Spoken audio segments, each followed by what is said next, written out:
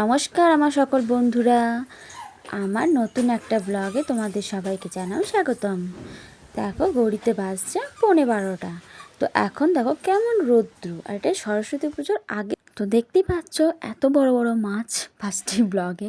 তো এটা মাছগুলো হচ্ছে আমাদের নিজস্ব যে পুকুর আছে সেই পুকুরের মাছ। তো আমাদের পুজোতে মানে বছরে যে অকেশনগুলো হয় সেখানে মাছ ধরা হয়। তো এত বড় বড় মাছ আমাদের মা আর আমার পক্ষে কাটা সম্ভব নয়, তার জন্য ওখানে বাবাকে লাগিয়ে দিয়েছি। তাই বাবাই ওই মাছগুলো কাটাকাটি করছে। তো বাবা মানে কেটে দেওয়ার পরে মা সেটাকে আর কি পিস করবে। তো এগুলো হচ্ছে আমাদের পুকুরের মাছ। আর কেন এত মাছ ধরার আয়োজন, কারণ কি আমাদের তো সরস্বতী পুজো শীতল ষষ্ঠীতে আমাদের এখানে মাছ খাওয়ার নিয়ম আছে, সেই জন্য এখানে পুকুরেতে প্রচুর মাছ ধরা হয়। তারপরে আমি সে মাছের তেলগুলো, মানে আমাদের যেহেতু পুকুরের মাছের তেলের টেস্টটাই আলাদা, আর এখানে অনেক চর্বি বেরিয়ে যায়, তো অনেকটা তেলও হয়, তো সেটা আমি ভেজে নিচ্ছি। তো সেদিনকে আর সারাদিনের কোনো ব্লগ তৈরি করিনি, কারণ সন্ধ্যাবেলার পর বাবুকে নিয়ে একটু বেরিয়েছিলাম। বাড়ির পাশে একটা মন্দির হচ্ছে, মানে ঠাকুর মণ্ডপ তৈরি হচ্ছিল। তো সেখানে দেখছি যে বাচ্চারা মিলে ঠাকুরটা তৈরি করছে। ঠাকুর তখন এসে পৌঁছায়নি, আর ওখানে আলপনা দেওয়ার কাজ চলছিল। তো পরের দিন সরস্বতী পুজো, তো সবাইকে জানাই হ্যাপি সরস্বতী পুজো এবং ভ্যালেন্টাইন ডে। তো সকাল সকাল উঠে স্নানটা সেরে নিয়ে, কিছু কাজকর্ম সেরে স্নানটাও সারা হয়ে গেছে, তারপর আমি চলে এসেছি এখানে লক্ষ্মীর ঘর থেকে আমি আতপ চাল নিয়ে চলে এলাম ওটা সিদ্ধে দেওয়ার জন্য। আর সাথে টাকা আর কিছু ফল মিষ্টান্ন নিয়ে নিয়েছি। আর এই যে ঠাকুর ঘরে মানে সেবাও দেওয়া হয়ে গেছে। তো আমাদের বাড়িতে তো সরস্বতী পুজো হয় না, সরস্বতী পুজো হয় আমার জায়ের বাড়িতে। তো আমি চলে এসেছি আমার মেজো জায়ের বাড়িতে। এখানে দেখি যে পুজোর জন্য মেজো জায় সমস্ত জোগাড়যন্ত্র করছে। তো সেখানেই আমি অঞ্জলি দেব। আর আমার কিছু বইপত্র এখানেই দেওয়া আছে।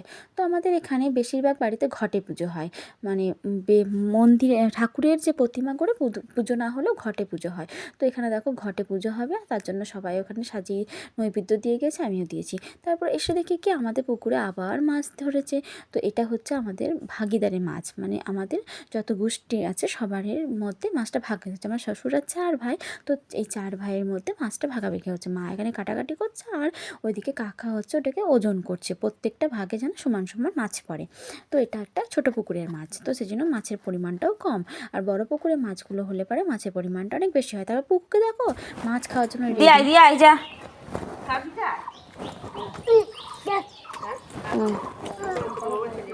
ঠাম্মাকে দিয়ে আয়, ঠাম্মাকে।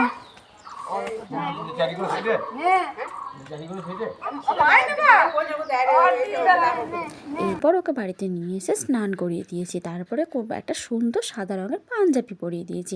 আর ওইদিকে ওখানে কাকা, এদিকে দিদি সবাই রেডি হচ্ছে একটা অঞ্জলি দেওয়ার জন্য। এখন আপাতত রেডি, তারপরে অন্য এরপরে তো এই দেখো দেখো আমাদের ছোট্ট দাদা, মানে আমার রূপের ছোট্ট দাদা, সেও একটা পাঞ্জাবি পরে নিয়েছে হলুদ রঙের। আমার উপরে হলুদ রঙের পাঞ্জাবি পরায়নি, সাদায়। তারপর ও দাদার কোলে চুপটি করে বসে পুজো দেখছে। আর ঠাকুরমশাই এখানে পুজো শুরু করে দিয়েছে। সমস্ত পুজোটাই হয় ঘটে যেভাবে পুজো করা, সেভাবেই পুজোটা হচ্ছে। তো এখানে পুজো শুরু হয়ে গেছে, আর আমরাও সবাই বসে পড়েছি পুজো দেখতে।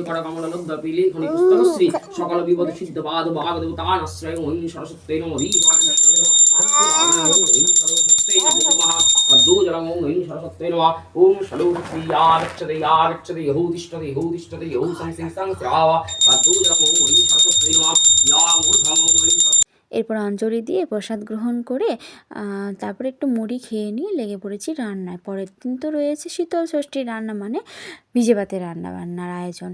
তো এখানে দেখো মা মাছের টকটা করে রেখেছে, কালো তেঁতুল দিয়ে মাছের টক। আর এখানে বেগুন ভাজা হবে, চাটনি হবে, সব আমি বলে রেখে দিয়েছি। তারপরে এসে দেখি একটু ক্লাবের মন্দিরটা ঘুরে আসি, মানে কি পুজো হচ্ছে দেখি। এখানে আলপনাটা কালকে দুপুর রাত্রিবেলা দিয়েছিল, ভালোবাসা বুঝলি শুধু ভালোবাসা বুঝলি না। একটু দেরিতেই হয়েছে, বাচ্চারা জোগাড়জান্তি করেছে তো। আর এদিকে দেখো একটা ফুটো মস্তান একটা পাঞ্জাবি পরেছে, আর সাথে একটা ব্ল্যাক কালারের টি শার্ট পরেছে। তো পায়ে দেখো একটা পায়ে জুতো নেই, আর সারাটা দিন দৌড়াত্তি করে বেড়ায়, একটুও শান্ত থাকে না। ওকে আমি পাঞ্জাবি উপরটা খুলে দিয়েছি, মানে তখন খাওয়ানো হয়নি। তো ওকে একটু ভাত খাওয়াবো বলে আমি রেডি করছিলাম।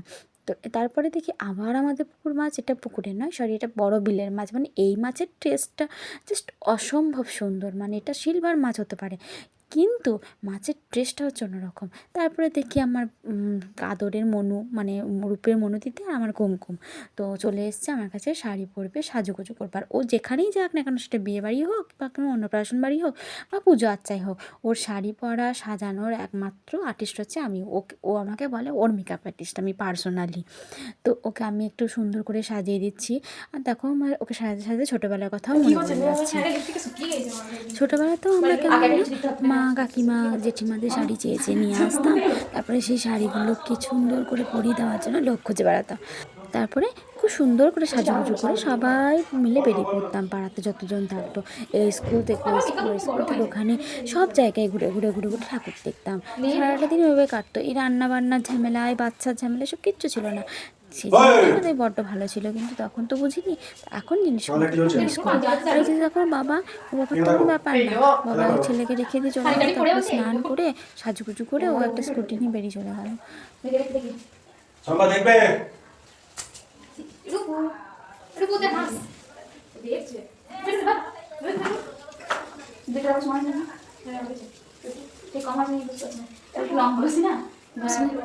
আরে এটা তো দেখো গল্পের কথায় আমার ওকে সাজানো হয়ে গেছে। এটা ছিল ওর ফাইনাল লুক। আর চুলের এই সাইডটা কিছুটা ডিজাইন করব, কিন্তু সেটা করা হয়নি, একটু দেরি হয়েছে কারণ ওর চুলটা ভিজে ছিল। তারপর ওরা রেডি হয়ে চলে যাচ্ছে ঠাকুর দেখতে। তো ওরা বেরিয়ে গেল। তারপরে আবার একটা পুকুরে মাছ ধরেছে, তো মা সে পুকুরে মাছটা বাছু করছে, আর আমার রূপুকে বাবার কাছ সঙ্গে পাঠিয়ে দিয়েছি। আর আমি এদিকে মাছ ভাজা আর যে সমস্ত আইটেমগুলো রান্না করা সেগুলো সব করে নিচ্ছি। আগে আঁচটা করে নিই, তারপরে তো আমার আর মায়ের জন্য নিরামিষই রান্না হবে। কারণ আমি আর মা দুজনে তো পালবো, সেই জন্য আমাদের নিরামিষই রান্না। আর আমাদের এই বউদের এই রান্নার পরের দিনের ভিজে ভাতের রান্নার জোগাড় করতে করতে ঠাকুর দেখতে যাওয়া হয় না। হ্যাঁ, আবার যখন আমার ছেলে একটু বড় হবে, ওর যখন স্কুল হবে, তখন হয়তো আমাকে আমাকে এই পার্টটা শেষ করে আমাকে একটু যেতে হবে। তো এখন আর সেটা হচ্ছে না। তারপরে দেখো বাবা, কালো পাঞ্জাবি, সাদা প্যান্ট, পায়ে গিটো জুতো, মাথায় টুপি, হাতে ঘড়ি, এসব পরে উঠে চললো। আমার তো তখন রাগে গা গজগজ করছে। তো আমাকে বলে গেল তোমাকে সন্ধ্যেবেলায় নিয়ে যাব। তো সেটা মনটা শান্ত হলো। আমাকে শুধুমাত্র এইটাকে একটুখানি হ্যান্ডেল করতে হবে আর রান্নাবান্না করতে হবে, কাজ করতে হবে। ওইদিকে মা আমাকে একটু হাতে হাতে জোগাড় করে দিচ্ছে। ওইদিকে মা শাকগুলো বাছছে, আর ও একটা করে পাতা নিয়ে আসছে আর এখানে নিঃশেষ ছড়াচ্ছে। আর কি করবে খুঁজে পাচ্ছে না, মানে ও সারাটা দিনই আমাকে খুব দৌড়াত্তি করে আমার সঙ্গে। কী করব, ছোট ছেলে শান্ত নয়, খুবই চঞ্চল। তাও আমি ওকে হ্যান্ডেল করে রাখি, অনেক চেষ্টা করি। তারপরে ওকে একটু মানে আবার একটু পাঞ্জাবিটা পরিয়ে দিলাম। আর কোনো পাঞ্জাবি পরাইনি, ওটাই পরিয়েছি কারণ ও খুব নোংরা করবে। আর ওই জন্য দাদুর সাথে ও বেরিয়ে যাবে আবার একবার ঠাকুর দেখতে।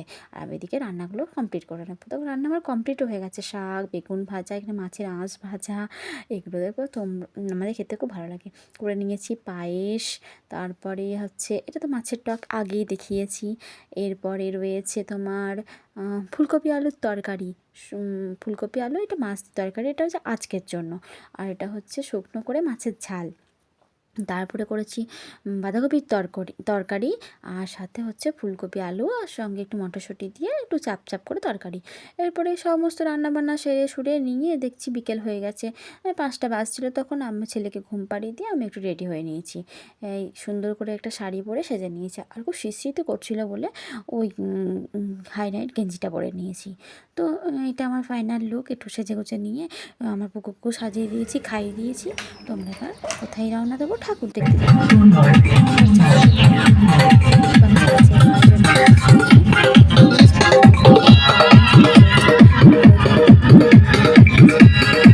জন্য ওয়েট করছি। তো বাবা চলে এসছে, আমরাও বেরিয়ে পড়েছি। পেট্রোল পাম্পে প্রথমেই পেট্রোলটা ভরে নিয়েছি, একটু লং ড্রাইভে ঘুরবো তো ওই জন্য। তো আমরা অলরেডি কাটোয়া দিয়ে ঢুকে গেছি। ফার্স্টে কাটোয়াটা ঘুরে তারপর আমরা ডায়াহাট হয়ে ওখানে ডিনার সেরে নিয়ে বাড়ি ঢুকবো, এরকম প্ল্যানিং করে বেরিয়েছিলাম। তো কাটোয়া পৌরসভাটা কী সুন্দর সাজিয়েছে না, দেখতেও কি সুন্দর লাগছে। আর রাস্তাঘাটে তো সবাই শাড়ি পরেছে, সুন্দর সুন্দর করে সেজেছে, কী সুন্দর রাস্তাঘাটটা আলোয় আলোকিত না। এরকম অনুষ্ঠানগুলো হলে না খুব ভালো লাগে। বাড়িতে থাকতে ইচ্ছাই করে না, কিন্তু কী করব, সময় আর সুযোগ দুটোই প্রয়োজন। তো সব সময় তো সেটা হয়ে ওঠে না। তাহলেও আমাকে অনেকটা এন্টারটেনমেন্ট করার চেষ্টা করে। তো তারপরে আমরা চলে এসেছি কাটোয়া কলেজের দিকে। তো কাটোয়া কলেজের লাইটিংগুলো জাস্ট ওয়াও, খুব সুন্দরই করেছে। তো সেখানে আমরা একটু গাড়িটা পার্কিং করে হেঁটে হেঁটে কাটোয়া কলেজের ভেতরে প্রবেশ করব। আর আমি একটু শাড়ি পরে আমার ছেলেকে নিয়ে হাঁটতেই পারি না, সেজন্য ও হ্যান্ডেল করবে। তো বাবা ওকে কোলে নিয়ে যাচ্ছে, আর আমি পিছনে ভিডিও করতে করতে যাচ্ছি। আমাকে শুধু বলে তোমার কাজ হচ্ছে ভিডিও করা। তো জাস্ট এইভাবে খুব সুন্দর করে সাজানো হয়েছে কাটোয়া কলেজটা। দেখতে কি সুন্দর লাগছে না? অন্যান্য দিনের থেকে কলেজটা আজকে আলোয় আলোকিত হয়ে গেছে।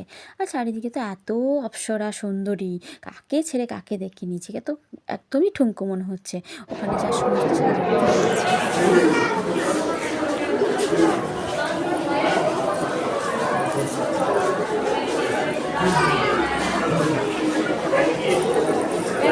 তুই ভালো আছিস? এই তাকো একে নিয়ে চলে এসছে। রেখে রেখে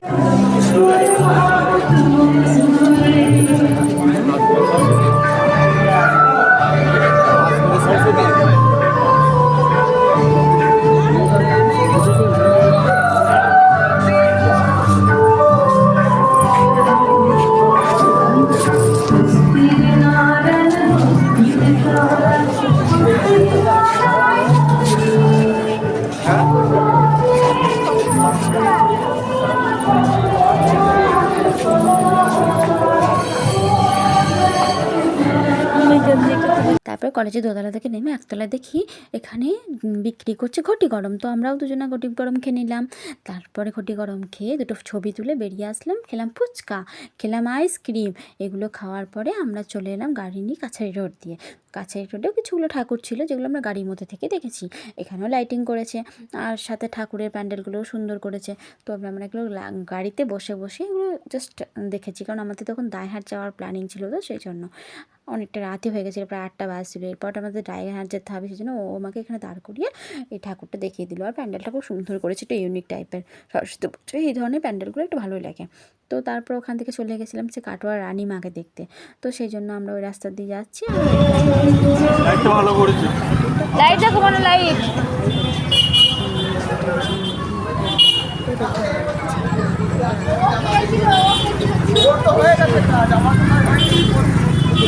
দেখা দেখি গো একটু দাঁড়া।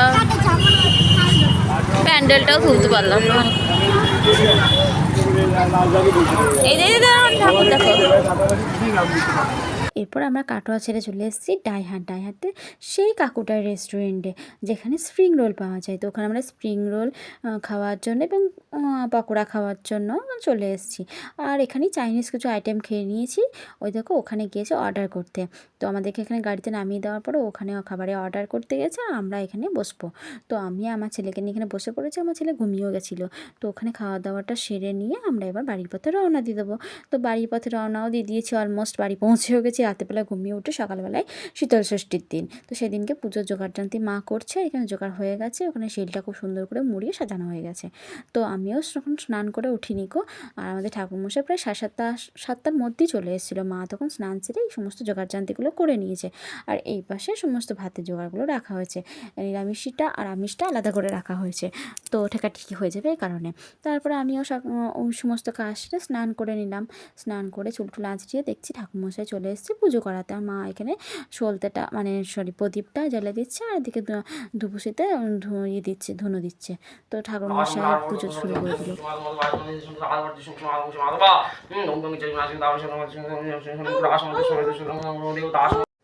পুজোর পর্ব শেষ হয়ে যাওয়ার পরে আমি পুকুকে ফোঁটা দেবো, আর মা আমাকে দেবে, আর বিশ্বজিৎকে ফোঁটা দেবে, আর আমি বাবাকে মাকে দেবো। তো সেই জন্য সমস্তটা রেডি হচ্ছে।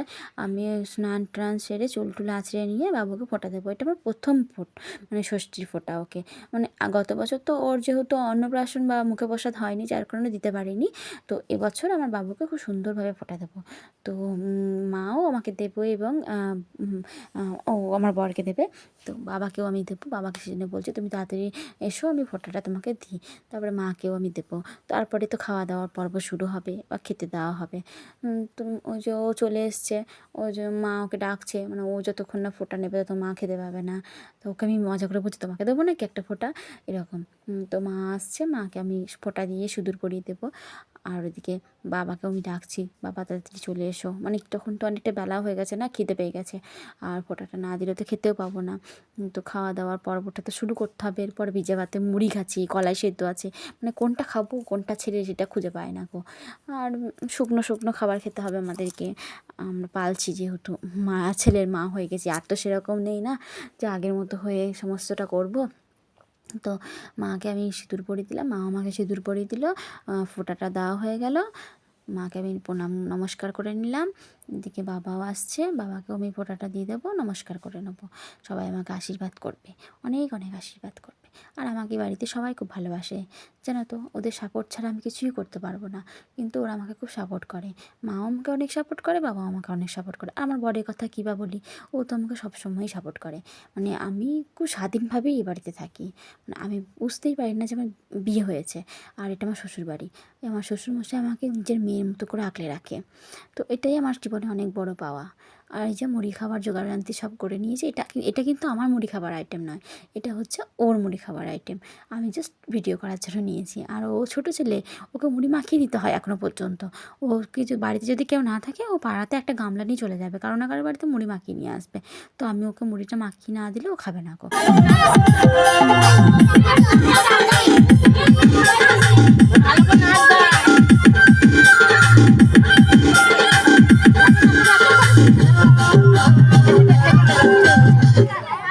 ও ছেড়ে দাও, নাচবে একা একা, না ছেড়ে দিলে কাঁদতে লাগবে। ভালো করে নাচ, ফটো তুলবে কাকিমা, ডাক নাচ ভালো করে। আরে মিত্র ভানু বন্তিয়ার কথায় প্রভুদত্ত প্রধান করিল সুর। এত সুন্দর গীত আমাদের, এই গীত একটু তোমাদের ভাষায় শোনাবো নাকি গো?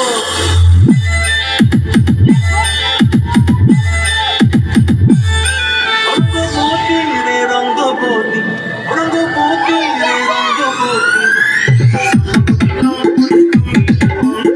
আর দুপুরবেলা তো রান্নাবান্না বন্ধ, সেজন্য আমরা সমস্ত পাড়ার বউরা মিলে এখানে বসে বসে এদের নৃত্য দেখছি। এরকম এনজয় করছে না? আমরাও ছোটোবেলায় এরকমই এনজয় করতাম। তো আর আমার ছেলে তো বদমাইশের রাজা, ও তো বদমাইশ করতেই ভালোবাসে। তারপরে এটা সেদিন সন্ধ্যাবেলায় এখানে কুইজ প্রতিযোগিতা হচ্ছে, আর ওইদিকে হবে হাঁড়ি ভাঙা। তো এই সমস্ত প্রতিযোগিতা দেখার জন্য আমি সন্ধ্যাবেলায় তাড়াতাড়ি রেডি হয়ে এখানে চলে এসেছি। দেখো সবাই এখানে দেখছে দাঁড়িয়ে দাঁড়িয়ে, আমরাও এখানে দাঁড়িয়ে দাঁড়িয়ে দেখছি। তা এইগুলো সব দেখার পরে রাত্রিবেলায় চলে যাই বাড়িতে গিয়ে রান্নাবান্না করে আবার একবার চলে আসি। এই যে এইটা বাড়ি থেকে থাকতেই চাইছে না, এখানেই আসবে, এখানে এসে এই যেভাবে নৃত্য করবে। ও নাচতে এত ভালোবাসে, সারাদিনই নেচে নেচে বেড়ায়। তো ঘুম টুম তো নাই, দুদিন তো ঘুমাইনি, এইরকম করেই শুধু এই বাড়ি থেকে বলছে উ উ উ, মানে ওইখানে আসবে। ও এখনও বড় হয়েছে না, এখন হাঁটতে শিখেছে, নিজেই চলে আসছে গলি বেয়ে। তো কাছেই তো, তার জন্য। তারপরে তো অন্তিম দিনে পৌঁছে গেছি, 4 নাম্বার দিনে আমাদের এখানে বিসর্জন। তো বিসর্জনের জন্য বাজনা নিয়ে চলে এসছে। আর যেহেতু উচ্চ মাধ্যমিক পরীক্ষা ছিল সেই দিন, তার পরের দিন থেকে, তাই সেইভাবে ঘোরানোর পারমিশন দেয়নি। তো